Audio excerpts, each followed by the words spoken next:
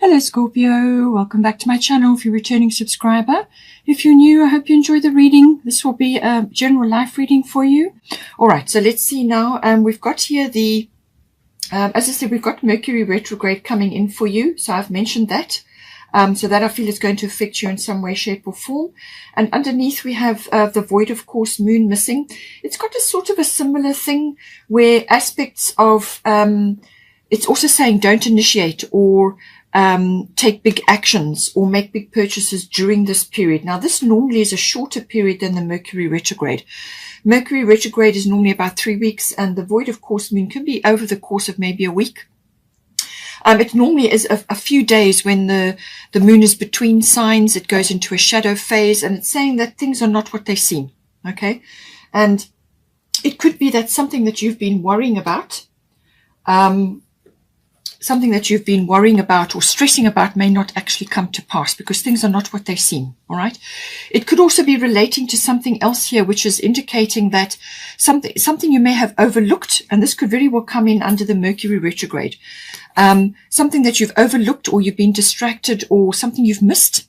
And you may want to dive in to fix it. And it's saying, just wait. Okay. The opportunity will come up to correct it or fix it or move forward on something. But this is a period of introspection, meditation, and going within. It's also for dreaming, planning, and recovery or rest, if that is appropriate for you. So it's saying that just wait. It's a pause period in the action. And as I said, the Mercury retrograde is also about that. It's kind of a back to the drawing board energy. So these two both came up. Now, Mercury retrograde, the number is 51, and void of course moon is number 52. So these two are following, if we're going by the numbers, but the numbers may be relevant for you, or you may just notice this period. But it's kind of saying that, that it could also be that you're in the middle of some sort of storm. Something has occurred and you feel like you've now got to try and fix it or change it or sort something out. And it's just saying, wait until the storm has passed. Just detach and let it be. Okay. Just detach and let it be. And it will sort itself out. And then once it's blown over, then you will be able to move forward with whatever it was, to do with, so only you will actually know that. But it could very well be, as I said, associated. It could come up during the Mercury retrograde because this can be about things being overlooked or something being misconstrued or misunderstood or a communication that goes awry. Sometimes that can happen. Okay. So then, right. So now we've got the 8th house coming in here. So this is a biggie, and I feel this is a big portion of your reading is to do with this. So 8th house, is all to do with intimacy, sexuality. It's about unions. When you are forming a union, either a love partnership or a business relationship. And this is the nuts and bolts of how it's going to fit together or how it's going to come apart, depending on the situation. And, yeah, it's kind of growth cycles. You may be at the beginning of a cycle or at the end of a cycle in this situation with the union. And it's normally to do with the emotional and material resources around that. How is that going to fit together, or how is it being dismantled if that is what needs to happen? All right. So, it's also to do with, the deeper side of a relationship, particularly in a love relationship, the sexuality and that very intimate connection. Okay. Then it can also be to do with, aspects of, financial matters. So this is normally to do with big finance. So this is like assets, banking, tax. It can also be to do with, investments or insurances. And in some cases, it can also be to do with, managing somebody else's resources, Now that may be a profession. But it is also to do with legacies and inheritances as well. Because the 8th house does deal with, sex, death. And this can be death of a number of things. It could be the death of a cycle or the death of a phase of your life or an ego death. Or it can in some cases be the passing of somebody. And if that's the case, then it may be to do with, legacy or an inheritance of some sort. But I feel it's more to do with other matters. Then, it can also be about birth or rebirth. And that is regeneration or renewal. And I feel that is what is going to be sort of highlighted in this 8th house. It could also be in some cases The regeneration and renewal could also be about something coming out. Now, in some cases, it could be a secret, or it could be something that's been hidden and hasn't been revealed.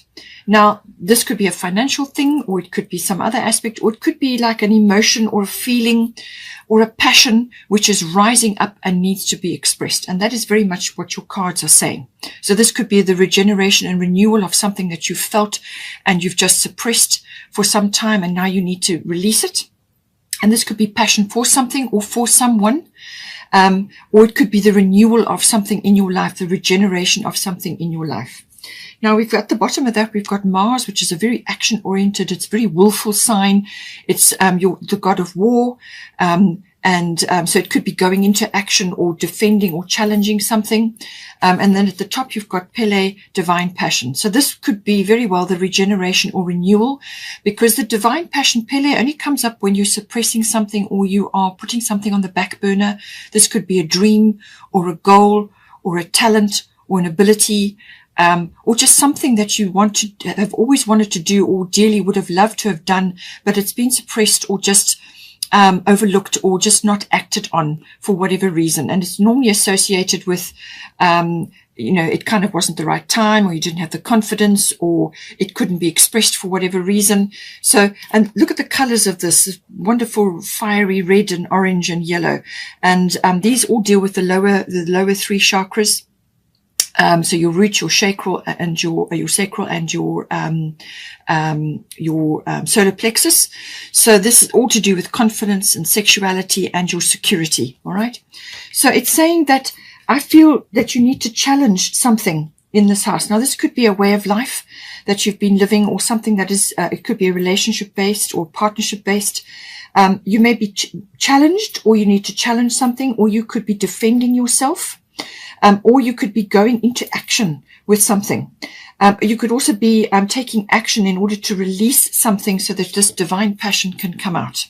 It could also be the force of passion or sexuality rising up in you. It could be regenerated or renewed through a passionate relationship or some other passion, but it's saying that some sort of action or movement forward, or cards on the table going forward.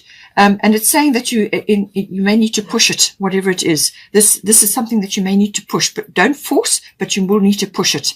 And this can be quite fast action, but it's normally quite forceful in its movement. As I said, it could be an expression or something that's coming out or needs to come out. Okay.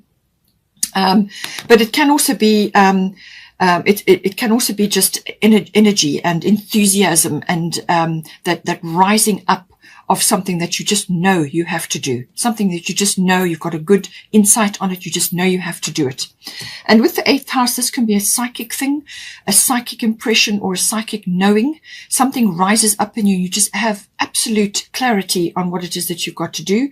And then the Mars gives you the energy and the drive and the courage and the enthusiasm to go after what it is that is being highlighted here.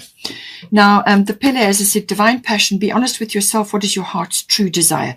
So this is about locking into your heart. This is not about responsibility or obligation or doing things to please others or to satisfy another way of life. This is about going after your dreams, your goals, and your ambitions, things that are close to your heart, things that are going to wake you up, that are going to make you enthusiastic and love what you do, or what it is you're trying to do in this house. Okay, so all of that coming in, very, very powerful cards.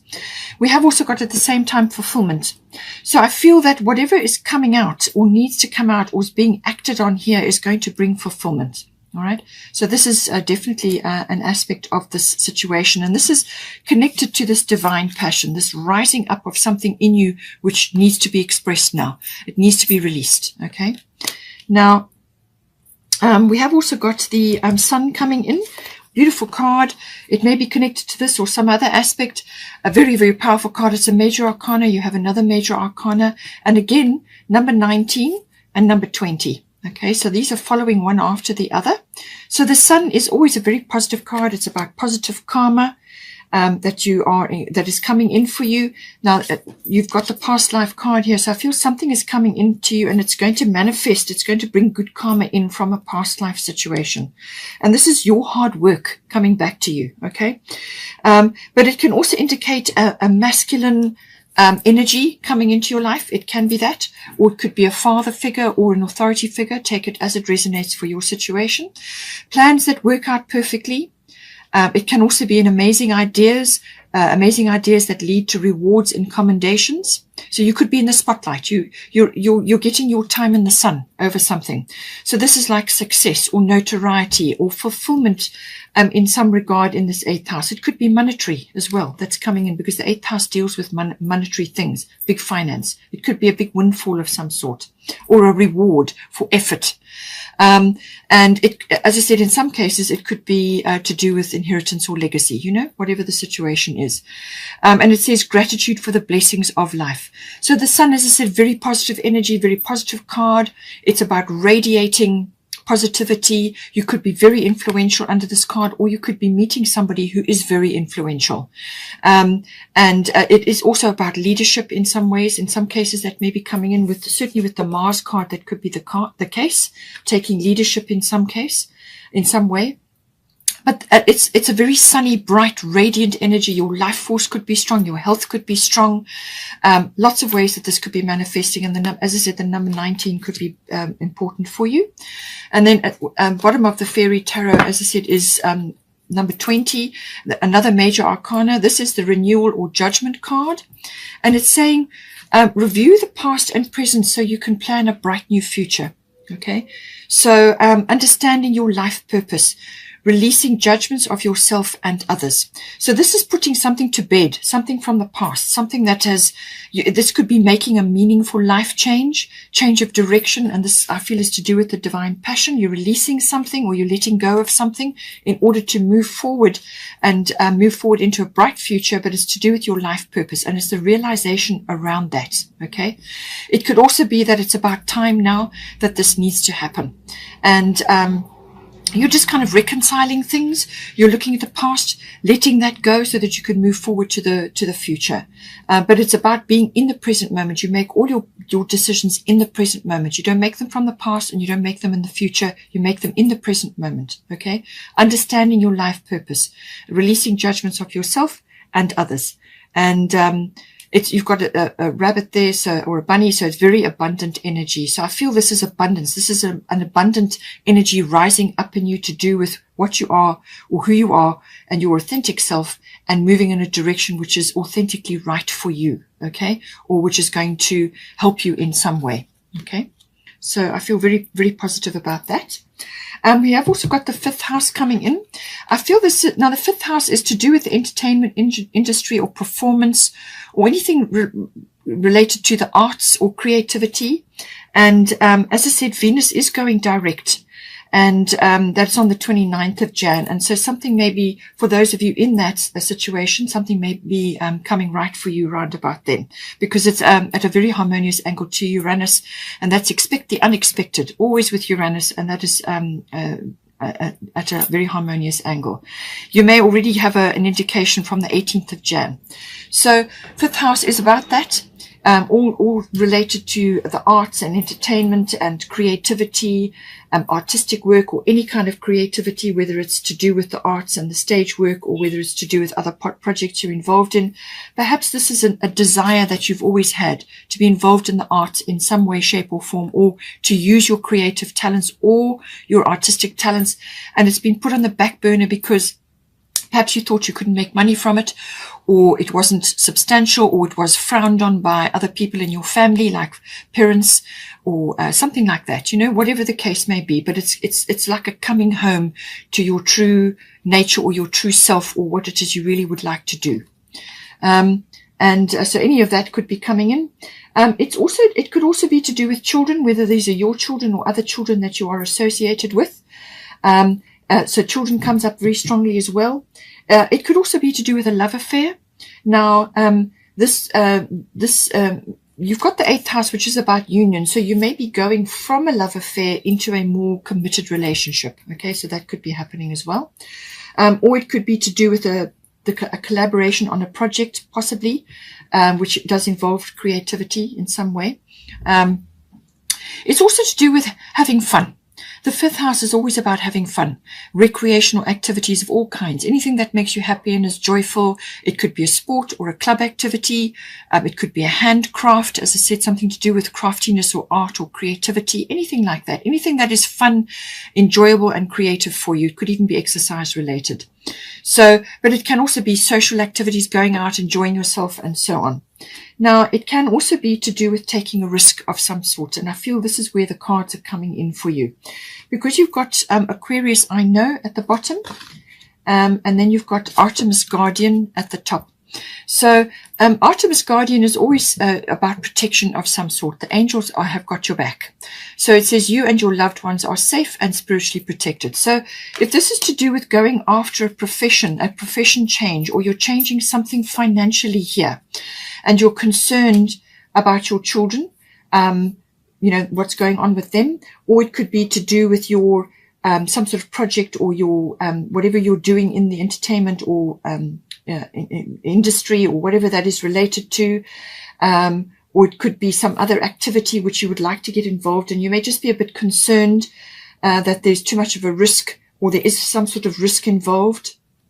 That could be coming in, but she's saying that the universe has got your back, and what you need to focus on here is the love and light that is within you, and that is a mission to spread that around, the love and the light, to spread that around in whatever way is appropriate for you, whatever is your skill set, whatever you do. That could just be sitting with somebody and holding their hand when they're stressed, or being there for your children, or it could be related to anybody in your life, or just being positive and spreading that love and light to others. So focus on that and release worries and concerns about security and protection, okay, because the universe has got your back. All right, so you've got the Guardian there. Then with the Aquarius energy, this could be, as I said, you're looking into the future in some way here. You're looking into the future, and it's to do with the fifth house. And I feel you are just a bit concerned that there's a risk of some sort coming in here. And Aquarius is always about looking towards the future. It could also be that friends and associates are coming in to help you at this time, or it could be others that you are connecting with in the fifth house. This could be a social situation, or other people that you are involved with. They could be coming in to support you with an idea that you have, that you want to launch. It could be a really a brilliant idea. And as I said, with the Sun card, it says here, amazing ideas that lead to rewards and commendation. So you could have a wonderful idea that you want to move ahead with, but you're concerned about the risk and how it's going to affect your family or whatever the situation is. And Aquarius can be brilliant ideas. Eh? This can, and Uranus rules Aquarius. And I said Uranus is going to be active. So that'll be around the 18th of Jan, and then again on the 29th of Jan. I feel those two dates may be important for you. But it's saying that, you know, that this is very futuristic energy. It's very innovative. It's very creative from that point of view. It can be inventive even. It's kind of genius level. It could also be technology related. This is cutting edge tech or advanced tech, or more advanced than where you are currently, or whatever it is that you're using in this house. If it's not directly for you, it could be involving your children, or children you're working with or associated with, you know. So, and this is, this could be like a leap forward, or some sort of very, fast moving forward into the future. There could be a few challenges around that, but, it could also be associated with friendships, maybe in this fifth house. Aquarius does bring the friendship element in. You could be perhaps collaborating, as I said, with others in the fifth house on a friendship level. It could also be to do with, you know, sort of this glimpses of the future, but it may be tied up with something else, either for your children or for technology or for an idea that you have. And it's a very far-reaching energy. It does also have a social element attached to it as well. And this could be to do with humanitarian issues, or things like social issues, global consciousness, group ideas or group things. Anything to do with groups comes in with Aquarius energy. So you could be connecting with others in a very creative or artistic or performance-related way. Or it could be to do with, as I said, children, social things, whatever it may be. All right. But there's some sort of risk element associated with this, something new, something new and untried. It could even be unconventional or, very unconventional or just very different. Or you could be meeting people who are like that. They are perhaps different race to yourself or different culture, or they could have very different ideas, or they could be just very unique in the way they do things. All right. So all of these factors coming in for you. Then we have got here the finally we've got we've got also Rhiannon, sorceress coming in. You are a magical person who can manifest your clear intentions into reality. So this is magic coming in here for the Aquarius energy as well. So this is saying, she's saying that you can, the full moon, as I said, may be important. That full moon in Cancer, 17 Jan, and straight after that is Uranus going direct. So I feel around that energy, there's some way that you could pull down this magic. You could use your magic in some way here, in whichever house. It's either 8th house or 5th house, to manifest what you want. This is the card of manifestation. So it's saying you are a magical person who can manifest your clear intentions into reality. In some cases, it could even be related to travel. Aquarius can sometimes be about travel or getting perspective on something. And she's got riding a unicorn there. So use your magical abilities. Now, magic can be very much understood. This is your particular brand of individuality or originality, and this is the 5th house. This is something that you can do. Either it's word related, number related, or some performance related. It could be to do with children. It could be to do with some activity that you're just really good at. Whatever it is, harness your magic and use your individuality and your originality to harness this beautiful energy and make things happen. But speak positive, think positive, and speak things into existence. And that is your manifestation ability. Okay. And then finally, we have here the 4th house coming in for you. 4th house is to do with the house, your physical house, the structure, but it's also your home where you are currently living. It's also to do with the atmosphere or the people in your home, but it can also be about the relationship you have to your roots, your family, your foundation, where you've come from, your ethnic identity or your ancestry. Okay. It could be both of those or either one of those situations. Now, we've got at the bottom Neptune. All right. And then at the top, we've got Isis past life. So I feel there is karma coming in, or you're dealing with karmic situations here. As I said, with the renewal card, this is a kind of a judgment thing. It could very well be that you are releasing judgments of yourself in others. I feel with the Neptune card, you may have been under an illusion for quite some time. Or you may be, you've either been in it and you're coming out of that now, or you are going to recognize it in some way, I feel. And it's to do with this, the 4th house. Okay. So the Neptune can be about illusions. It can be about fantasies, and falling prey to that, or getting mixed up with the wrong crowd, or, assuming something, when in fact that's not actually the truth. You know, it's very hard sometimes to just discern the truth or get clarity under the rays of Neptune. Sometimes it can pull a veil over things, and it's hard to find the truth, you know.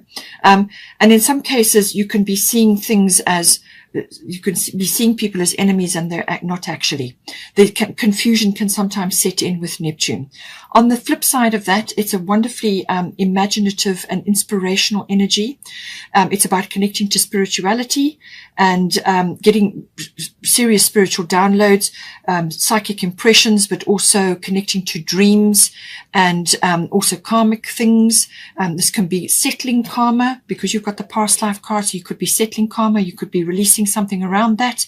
You could be getting healing around that. You could also be releasing something to do with an addiction or a dependency of some sort, or it could be others in your home situation are doing that. Okay. Something around that.